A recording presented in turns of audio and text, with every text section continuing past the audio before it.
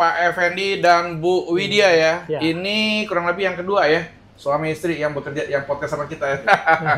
Ya waktu itu dari Red Mas ya, sekarang dari Trikayo ya. Ya. Kalau nggak salah Bapak kan bukanya di PIK ya Pak? Betul. Di mana di PIK itu kan banyak barang-barang mahal, tapi Bapak bisa menjual barang yang tidak mahal. Betul. Tetapi rasanya enak tuh Pak. Betul. Bisa ceritakan tuh Pak. Kuncinya ada di bahan baku. Jadi kami ini bekerja sama dengan vendor-vendor, ya kita ngambil dalam jumlah yang besar. Sehingga harga bahan baku yang diberikan ke kami, harganya cukup murah. Jadi kuncinya itu ada di bahan baku yang berani kami ambil dalam jumlah besar. Ya. Lalu yang kedua adalah, di sini kami kejar kuantiti Pak. Oh, oke. Kejar kuantiti. Dengan kuantiti yang banyak, profitnya sedikit, tapi kalau jumlahnya banyak kan lumayan juga Pak Ismet. Itu aja kuncinya sih Pak.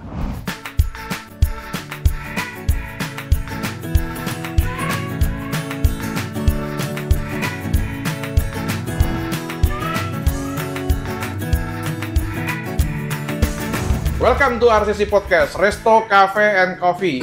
Ngobrol bareng orang-orang populer di jalur kuliner. Hari ini kita bertemu dengan Pak Effendi dan juga Bu Widya, owner dari Padang Trikayo dan Padang Uni Rami. Ya. Di sebelumnya Ibu ini memang sekolah masak atau memang kerja di restoran Padang atau gimana nih Bu? Nggak juga sih, sebenarnya saya jurusan manajemen. Oh, sekolah manajemen. Sekolah manajemen, jadi lebih ke manage people. Tapi karena memang hobi saya di kuliner, dia hobi masak lah ya.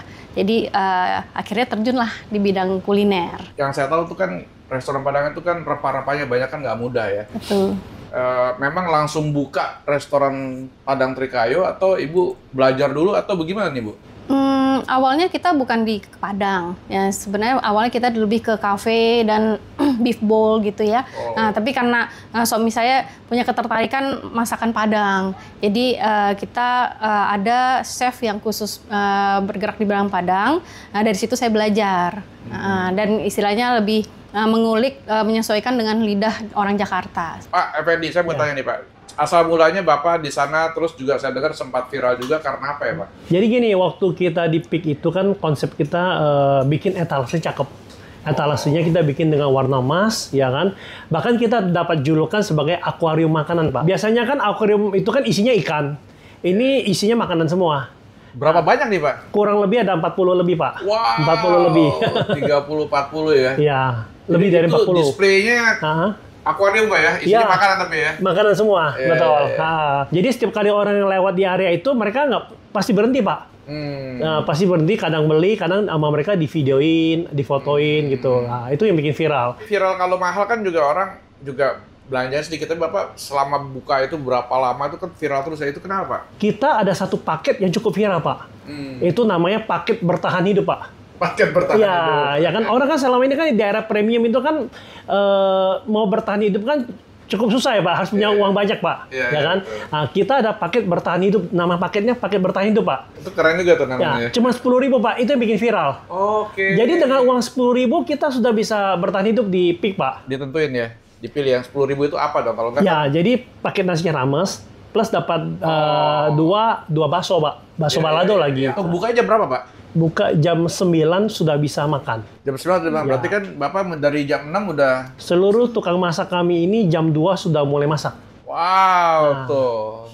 Kita lagi tidur ya, mereka jam 2 loh. Mereka pagi-pagi subuh udah mulai. Dan bumbunya itu kami datangkan dari Padang semua, Pak. Itu kuncinya kenapa rasanya tuh medok. Karena kita menggunakan bumbu dari Padang langsung. Dan tukang masak kami ini semuanya ibu-ibu, Pak. Uni-uni. Bapak kan udah lama nih di dunia kuliner juga ya sama Ibu kan. Terus kenapa tiba-tiba bisa jatuh cinta sama masakan Padang? Jadi gini, Pak. Padang itu selera sejuta umat. Ya, bisa ditanya ke semua orang, Padang suka, pasti semua bilang suka. Dan kadang-kadang ada guyonan, Pak, di dunia masakan Padang, Pak. Padang itu hanya punya dua rasa, Pak. Enak atau enak banget, Pak. Nah, itulah yang mendorong saya melihat peluang besar di masakan Padang ini, Pak. Karena selera sejuta umat. Bapak kan baru buka lagi di mana tuh, Pak? Di Bywalk, Pak. Ini Bapak baru buka berapa hari nih? Ini sampai podcast ini kurang lebih 12 hari, hampir 2 minggu. 2 minggu. Ya. 2 minggu langsung viral gini ya, ramai. Ya, dari hari pertama, Pak. Dari hari pertama. Dari hari pertama. Oh. Dari hari pertama. Karena ada paket. Di sini juga ada paket bertahan hidup. 12.000 Pak. Starting dari 12.000. Bahan baku jadi naik ya. Karena konsepnya beda, Pak. Konsepnya beda. Oh, konsepnya beda. Ya, konsepnya beda.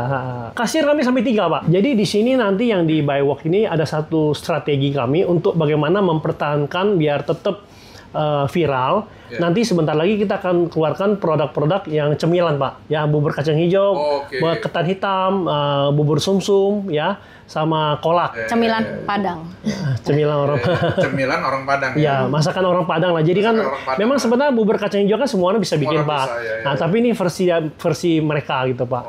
Dan saya udah tes, kalau menurut saya itu paling enak, Pak. Yang pernah saya coba. Banyak orang bilang makan di Trikayo rasanya kayak di rumah sendiri. Itu sengaja dibuat seperti itu atau seperti apa ya? Mungkin dia Ibu ya, Bu. Iya. Bisa jelasin.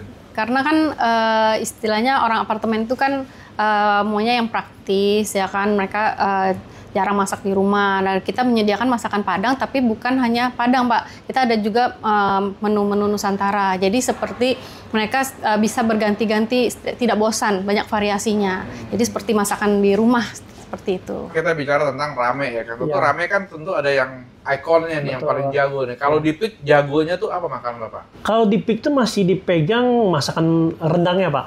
Rendang. Betul, rendangnya. Nomor 1 rendangnya. Ya, betul. Nah, kalau di tempat baru yang di Bewok? Kalau di Padang Unirami Buy Walk itu pasti itu ayam bakar, Pak. Ayam bakar. Bahkan saya pernah di sana, saya ada seibu-ibu beli dalam jumlah banyak, katanya dia mau bawa ke Singapura. Oh ya? Iya, saya lihat sendiri. Dia sambil bilang ada kotak yang lebih besar nggak? Saya mau berangkat langsung gitu loh, mau jadikan oleh-oleh. Oh, enak tuh ya. Enak. Yang paling enak kalau menurut saya ya, yang di Padang Unirami Buy Walk itu adalah ayam bakar bumbu sate. Ayam bakar bumbu sate. Ya, itu kalau kita misalnya makan sate Padang, itu seperti itu wanginya, Pak. Itu best seller, Pak. Ayam bakar bumbu sate. Oke, Bu Widya. Tadi itu kan makanan favorit, ada 40 jenis makanan yang berganti-ganti. Bagaimana nih Ibu mengatur manajemen makanan ya? Supaya bisa sesuai dengan harapan kalau Pak Effendi kan omset ya kan. Kalau Ibu, wah lu omset, gue pusing nih ya kan. Apalagi dikasih menu baru. Kan perlu ada manajemen. Gimana Bu mengatur manajemennya Bu Widya? Ya, kebetulan kita mengaturnya dengan kita punya beberapa chef koki ya, masing-masing kita ada specialize-nya, Pak. Jadi si koki ini masaknya apa aja yang ya jadi beda-beda. Pembagian tugasnya beda-beda. Ada berapa chef? Pak? Kita saat ini ada 6. 6. Oh, jadi cukup lah ya. Bagaimana menjaga supaya manajemen Ibu tetap rapi, tetap kondusif? Apakah ada training? Kalau masalah pelayanan, kadang-kadang kita sudah jelaskan ke karyawan cara melayani seperti ini. Tapi kan namanya manusia ada loss-nya. Tapi saya punya satu trik, Pak, untuk mengontrol bagaimana mereka tetap akan memberikan yang terbaik. Jadi di setiap outlet saya tempelin tuh, Pak. Kalau ada karyawan saya yang pelayanannya kurang bagus, kurang ramah, jutek, ya tolong laporkan ke saya. Nah itu itu harus, Pak. Itu saya rasa mungkin semua bisnis order harus ada itu, Pak.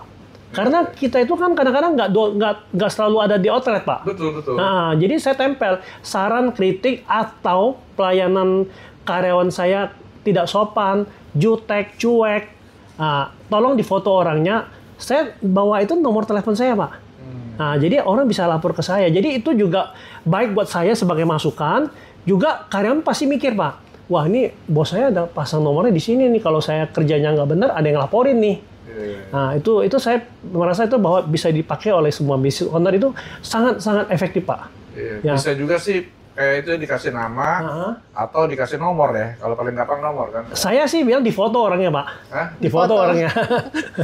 Ya, difoto. Jadi, pokoknya kalau udah foto udah ketakutan ya. Karena ada kasih tahu ya. Ya, saya pernah sekali ya orang yang komplain katanya nasinya agak lembek.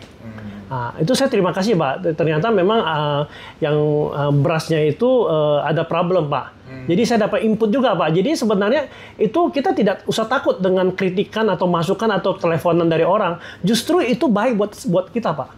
Ya kan? Yang jadi masalah kalau tidak pernah ada orang sampaikan, tahu-tahu customer hilang aja. Ya, itu yang bahaya. Nah, prinsip saya gini, Pak. Kalau customer itu masih mau kasih kritik, mau kasih saran, dia tuh pengen balik, Pak. Gue mau balik lagi nih, tapi tolong dong perbaiki gitu loh. Nah, tapi kalau dia nggak kasih tahu besok dia nggak balik lagi, kan kita rugi, Pak. Harga lauk pauk yang di tempatnya Mbak ini dari 5 ribuan sampai 20 ribuan.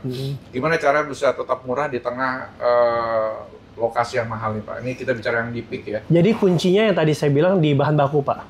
Jadi kita harus berani beli bahan baku dalam jumlah besar, sehingga kan kita dapat harga spesial, Pak, dari vendor. Nah, itu kuncinya yang pertama. Kedua, di sini kita kejar quantity, Pak. Ya kan, harga murah nggak apa-apa, tapi yang beli mungkin bisa ratusan orang setiap hari. Nah, itu kuncinya di sana, vendor sama quantity yang kita naikin, Pak. Dan kita tidak pernah putus, kita tetap beriklan, Pak. Untuk memperkenalkan bahwa, ya kan kita itu kan ada di dalam apartemen, Pak. Orang nggak akan tahu, Pak. Orang luar nggak akan tahu. Jadi kami tuh melakukan iklan juga, Pak. Biar orang tuh tahu. Pernah nggak ada pelanggan yang kaget waktu tahu harga di apa yang Bapak di Peak ini murah gitu? Bukan pernah lagi, Pak, sering, Pak. Yang tadi saya bilang kalau orang lewat pasti berhenti, Pak. Karena kan di sana saya ada tulisan cukup dengan 10.000 sudah bisa makan enak, Pak. Itu ada clickbaitnya, jadi orang berhenti dulu, Pak. Penasaran mereka.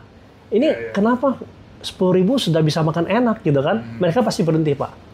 Habis itu mereka mulai lihat, habis itu keluarkan handphone, mulai direkam atau mulai difoto, itu yang bikin viral, Pak.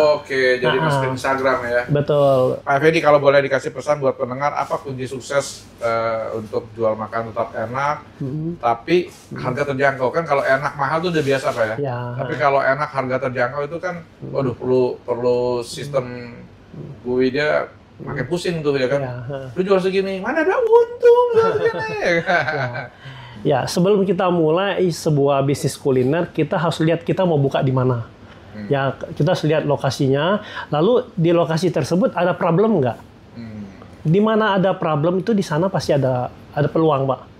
Ya kan? Saya contoh yang kayak di Tokyo Hub, Padang Trikayo itu, mereka tinggal di apartemen, Pak. Ya kan? Dan mungkin bisa dia katakan makanan di sekitar sana mungkin cukup mahal bagi saya. Cukup mahal. Jadi saya bilang, wah ini mereka mau cari makanan yang murah tapi enak, kayaknya susah nih di sini gitu kan. Saya bilang di sini ada problem. Tapi di sini ada peluang. Makanya saya bilang kalau kalian mau mulai usaha, tolong dilihat dulu apakah tempat yang kalian mau buka itu seperti apa. Apakah ada problem nggak di sana? Kalau ada problem, itu pasti ada peluang. Lalu yang kedua adalah jangan asal buka. Oh, si A itu jual kue tiaw rame misalnya, Pak. Dia ikutan buka kue tiaw. Atau bakmi ini rame gitu kan. Dia asal buka. Jangan. Semua bisnis sebelum dibuka, harus pikirin konsep lu harus beda dengan orang lain gitu loh.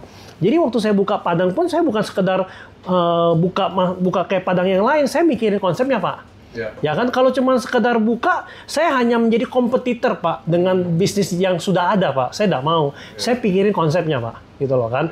Nah, seperti yang kayak di Bywalk ini kan, yang kita pikirin adalah bagaimana masakan Padang di Bywalk ini beda. Kita pikir, akhirnya kita memutuskan bahwa di Padang yang di Bywalk ini ada 4 jenis ayam bakar yang berbeda. Nah, kalau Bapak makan di Padang-Padang tempat lain, itu kan cuma ayam bakar cuma satu model, Pak. Betul. Kalau di Bywalk, di Padang Unirami, itu dia punya ayam bakar ada 4 jenis, Pak. Yang berbeda, Pak. Oh, bisa 4, bisa 5, 6 tuh, Pak. Nanti kita mau bikin sampai 8, Pak, rencananya, Pak.